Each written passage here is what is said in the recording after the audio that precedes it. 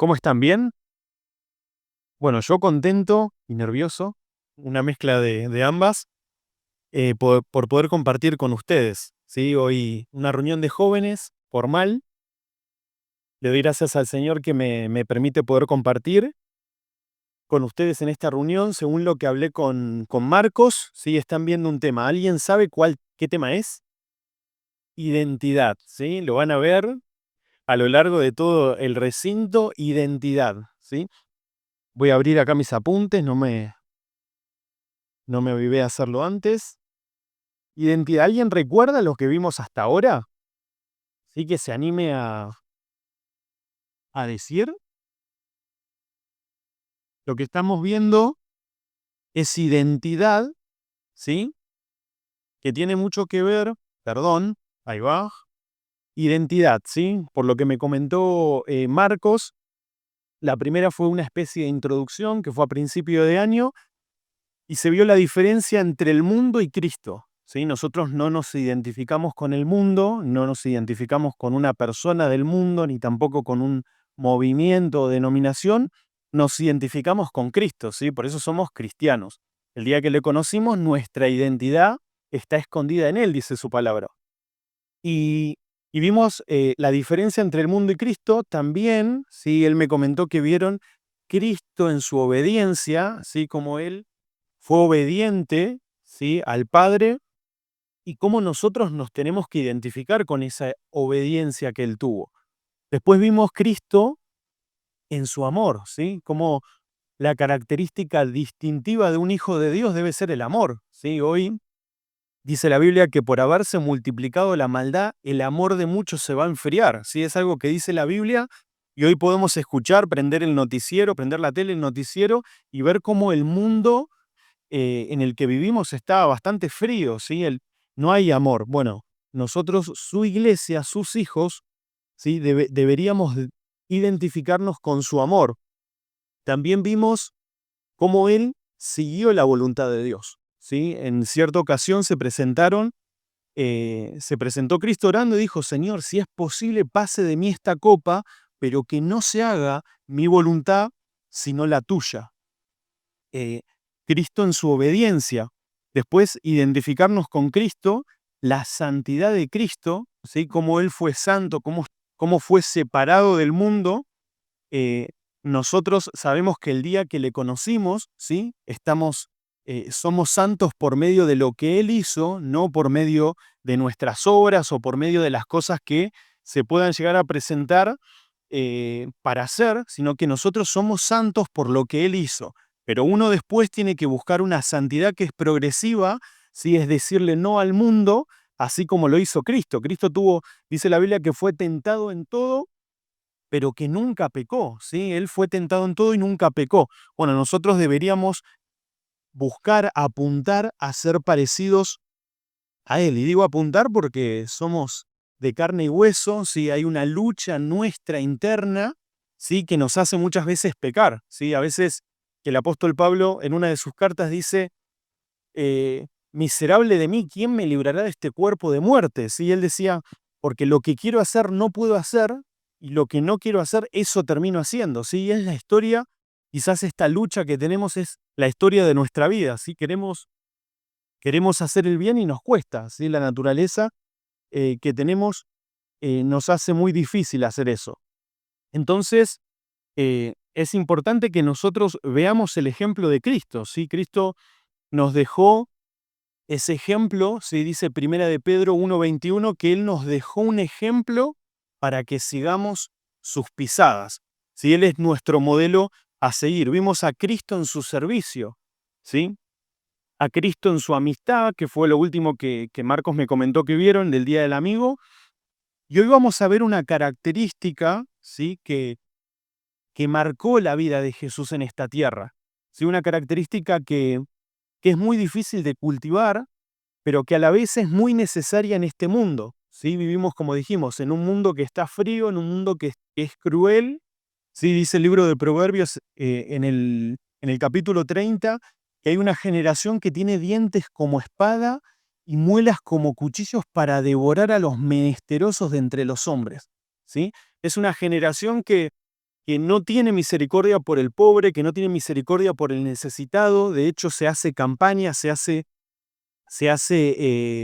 política muchas veces con eso, ¿sí? Hay mucha injusticia en este mundo. Bueno, la Biblia nos dice que vivimos en este mundo y deberíamos identificarnos con Cristo en esta característica que vamos a ver hoy, que es la compasión, ¿sí?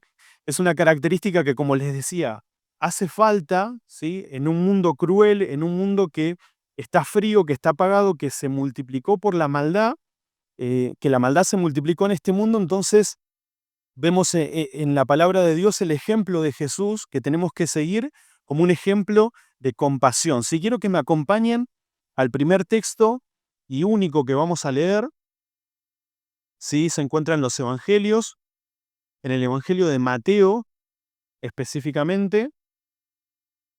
Es un texto muy conocido que nos dice Mateo 9, versículo 35.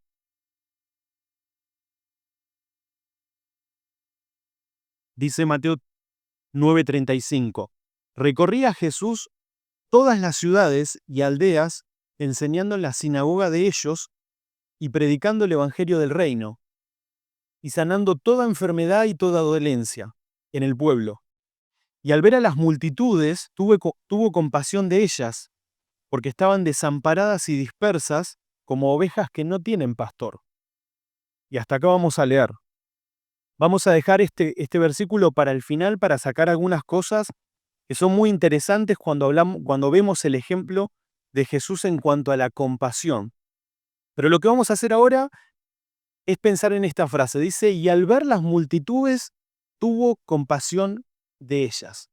Si tuviéramos que definir esa palabra, compasión, ¿sí? ¿Alguien sabe lo que es?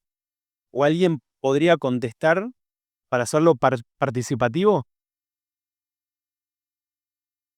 Si alguien tiene que definir compasión, ¿sí? Dice que Jesús levanta los ojos, ve a las multitudes y tiene compasión de ellas.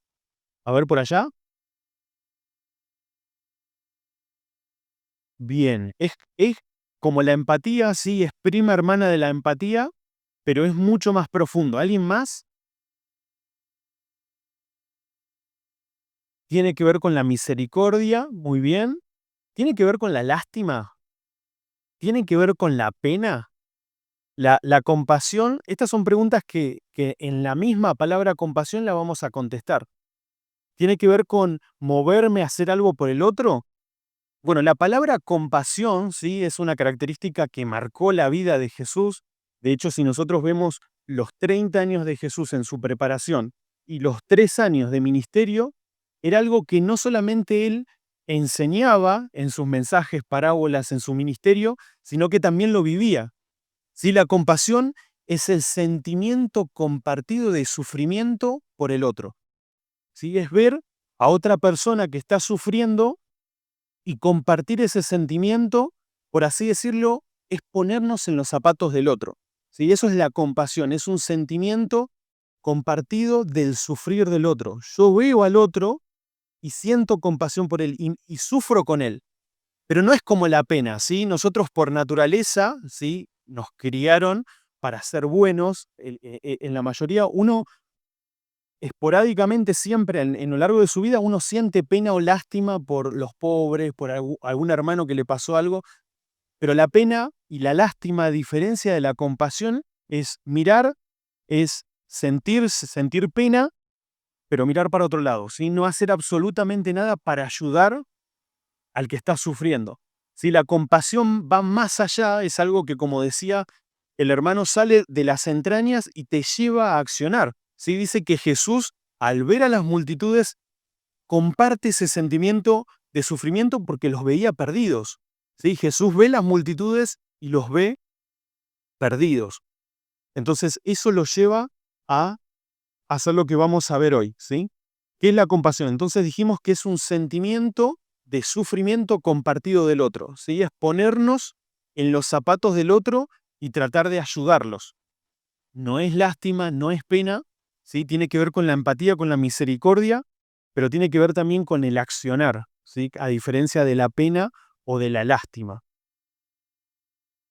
Jesús a lo largo de su vida, como dijimos, demostró ser compasivo de muchas maneras, ¿sí? En muchos aspectos de su vida. El primero podemos ver cómo él en sus enseñanzas, ¿sí? Era compasivo, ¿sí? De hecho, uno de los temas centrales de la enseñanza de Jesús era la compasión hacia los demás. En cierta oportunidad, un intérprete de la ley, ¿sí? Una persona que había dedicado su vida a estudiar la Torá, ¿sí? Un intérprete eran esos hombres que dedicaban su vida a analizar la ley de Moisés, ¿sí? Si en la ley de Moisés decía que no se debía trabajar los sábados, bueno, el intérprete lo que hacía decía, bueno, vamos a ver, ¿qué significa no trabajar? Bueno, levantar una bolsa de papa es trabajar y yo creo que sí, es trabajar. Bueno, no se puede levantar. Y agregaban leyes, pero pará, ¿de cuántos kilos tiene que ser la bolsa para que se considere trabajo? Bueno, supera los 30 kilos y ya es trabajo. Bueno, y agregaba, y así iban sumando muchas cosas, ¿sí? Iban sumando muchas cosas que Dios, la verdad que cuando le dio la ley a Moisés, no decían esas cosas. Entonces, las multitudes, ¿sí? Cuando querían acercarse a Dios, cuando querían acercarse a su creador, se encontraban con estos intérpretes y con estos líderes religiosos que lo que hacían era cargar, ¿sí? A las multitudes y alejarlas de Dios.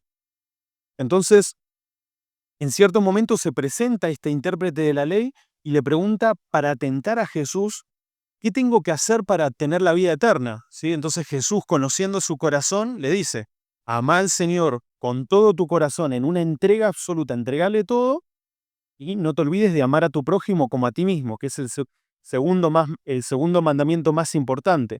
¿Sí? Hasta el momento ellos sabían que el gran mandamiento era amar a Dios con todo lo que soy. Perfecto, dedico mi vida a la ley. Pero Jesús aparece y dice, pero el segundo es también importante como el primero, ¿sí? Amar a tu prójimo como a ti mismo. Entonces el intérprete es como que le hace cortocircuito y dice, pero ¿quién es mi prójimo? Entonces Jesús le narra la historia, la parábola del buen samaritano, ¿sí? Imagínense lo cargado de religiosidad que tenían estas personas que un intérprete de la ley, un líder religioso, no sabía quién era su prójimo. Entonces Jesús le enseña la parábola del buen samaritano. Tenemos también el segundo gran mandamiento que Jesús ahí enseña lo que es amar al prójimo y vemos cómo Él suplía estas necesidades de estas multitudes desamparadas con su enseñanza y acerca de la compasión. Pero no solamente las enseñaba, sino que vemos en los evangelios que Él también vivía la compasión y era compasivo. Si vamos a Juan capítulo 5, ¿sí? Tenemos una historia de un hombre que estuvo 38 años paralítico, ¿sí? Junto a un pozo, a un estanque, ¿sí? Esperando un milagro. Dice la Biblia que cuando Jesús lo ve, tiene misericordia de él y lo sana. Tenemos en Lucas capítulo 8 una mujer que durante 12 años había tenido un problema que la marginaba de la sociedad, ¿sí? Dice la Biblia que ella había gastado muchísima plata para poder resolver este problema que tenía. Y cuando se presenta a Jesús, ella dice, pero si tan solo tocar el borde de su manto seré sana. ¿Sí? La fe de esta mujer llevó a Jesús a poder sanarla. Uy, se cayó ahí un... Entonces, qué interesante esto, ¿no? Porque Jesús no solo enseñaba la compasión, sino que también sentía compasión por aquellos enfermos, aquellas personas que no tenían la posibilidad de estar incluidas en la sociedad. En ese tiempo, tener una enfermedad era como tener un problema que te marginaba, ¿sí? Estabas excluido de la sociedad simplemente por estar enfermo. Entonces Jesús ve esto, es movido a compasión y actúa en consecuencia. Tenemos en Marcos capítulo 10 el ciego Bartimeo, ¿sí? Ciego de nacimiento, ni siquiera 38 años, él ciego de nacimiento. Y dice la Biblia que cuando se encuentra con Jesús, Jesús lo sana. Pero Jesús no suplía las necesidades de los demás en cuanto a lo físico, ¿sí? Marcos capítulo 5 nos cuenta la historia del Gadareno, ¿sí? Del endemoniado de Gadara, ¿sí? Un hombre que estaba apartado, dice que vivía entre los sepulcros, ¿sí? Atormentado por demonios, y dice la Biblia que Jesús deja a las multitudes solamente por ir por él. Jesús sintió compasión de él, tuvo la necesidad y lo liberó, dice Marcos capítulo 5. Jesús demostraba la compasión, ¿sí? Sanando a los enfermos, liberando a los endemoniados, pero también alimentando las multitudes, ¿sí? El famoso milagro de los 5.000, ¿sí? Jesús mira a sus discípulos y les dice, denles de comer. Ellos dicen, pero ¿de dónde vamos a sacar tanta plata para darle de comer a todos? Jesús hace un milagro demostrando su poder y les da de comer a aquellos que necesitaban. Entonces, vemos cómo Jesús no solo enseñaba, ¿sí? No solo enseñaba de la compasión, sino que la practicaba y la vivía. ¿Cómo lo demostraba? Sanando a los enfermos, liberando a los endemoniados, a los cautivos, ¿sí? Dando abrigo a los afligidos y también alimentando a las multitudes.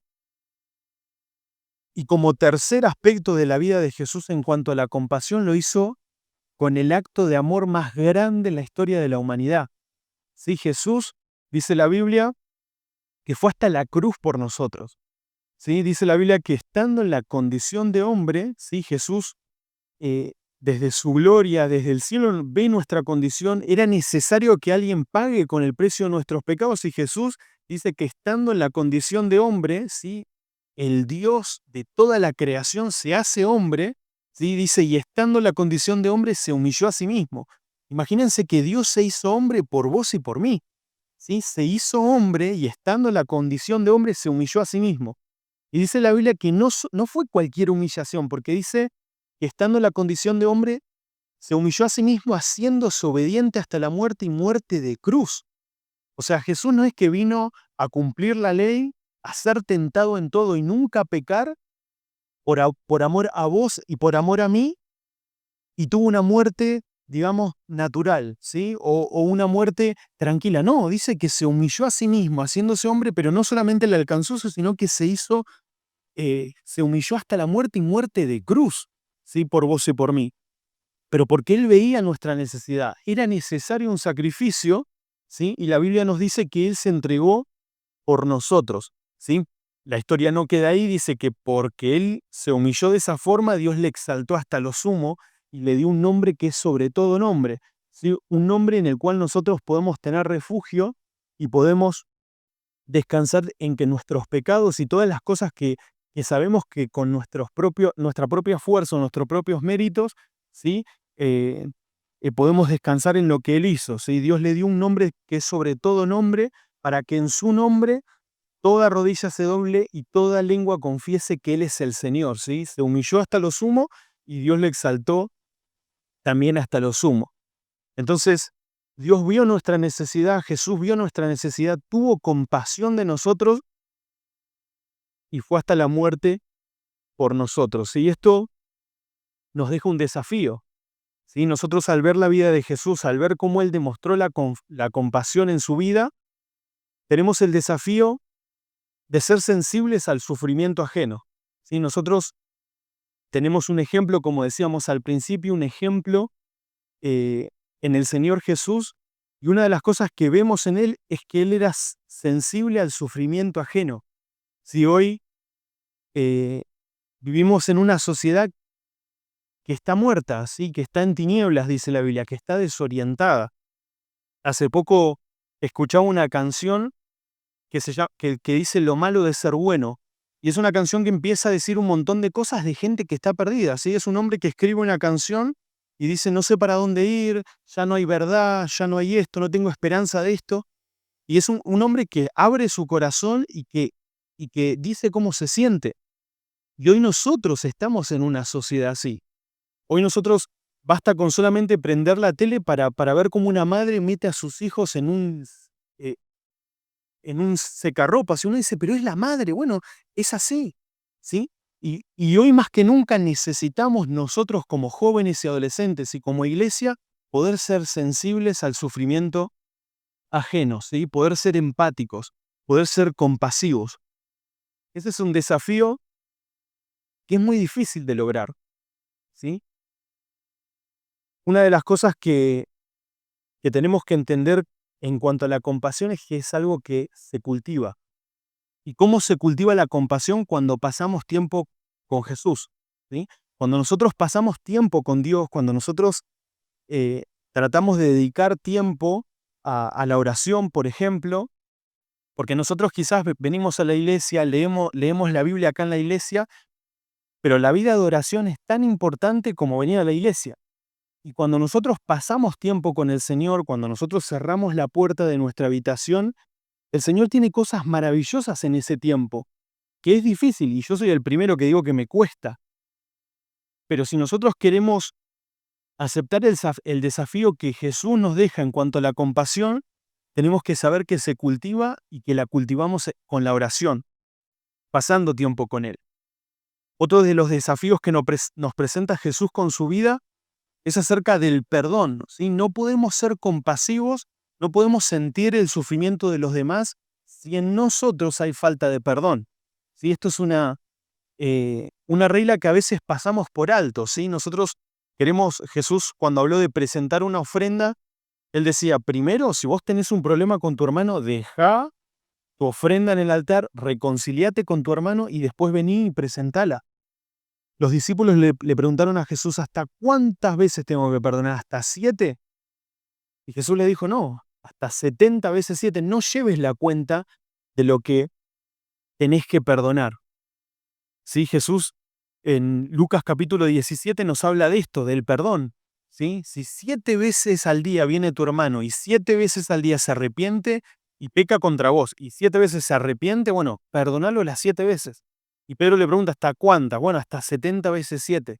Muchas veces el perdón hace que nosotros no podamos ser compasivos o no veamos al otro con los ojos que Dios quiere que le veamos. ¿Sí?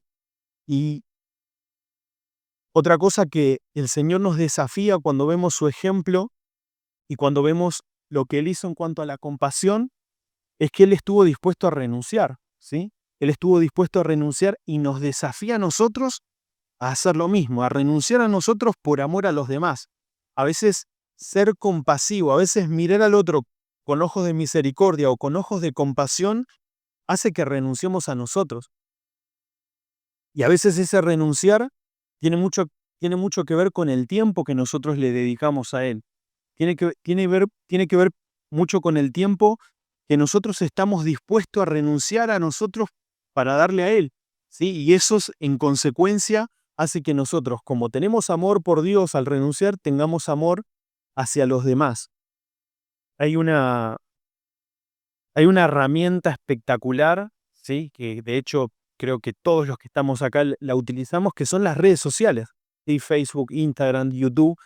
Son herramientas espectaculares, pero muchas veces nos roban el tiempo, nos ocupan el tiempo que nosotros deberíamos darle al Señor Jesús, ¿sí? No estoy demonizando las redes, ¿sí? No estoy diciendo que sean algo malo, pero si ocupan el tiempo que nosotros deberíamos de entregarle al Señor para poder cultivar la compasión y todas las características que venimos viendo, sí son malas, ¿sí? John Piper, que es un escritor muy conocido, dijo que el verdadero propósito de las redes sociales era demostrarle a la iglesia que sí teníamos tiempo para Dios.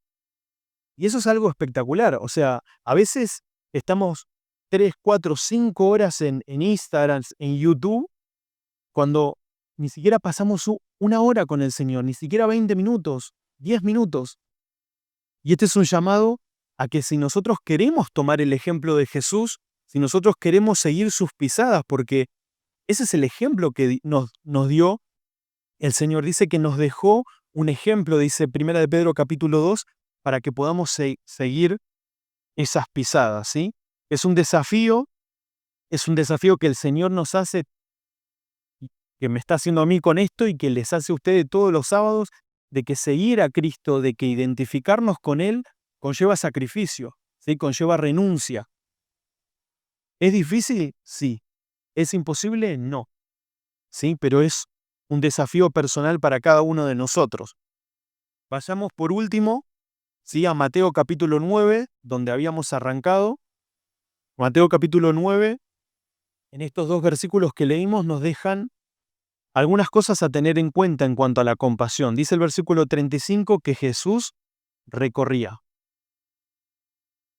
Si nosotros queremos cultivar la compasión, ¿sí? Como dijimos, tenemos que orar, tenemos que renunciar a cosas que nos gustan y que muchas veces ocupan el lugar que le pertenecen a Él. Tenemos que entender que no solamente alcanza con venir a la iglesia, que no solamente alcanza eh, con estar en este lugar, sí dice que Jesús recorría todas las ciudades y todas las aldeas, ¿sí?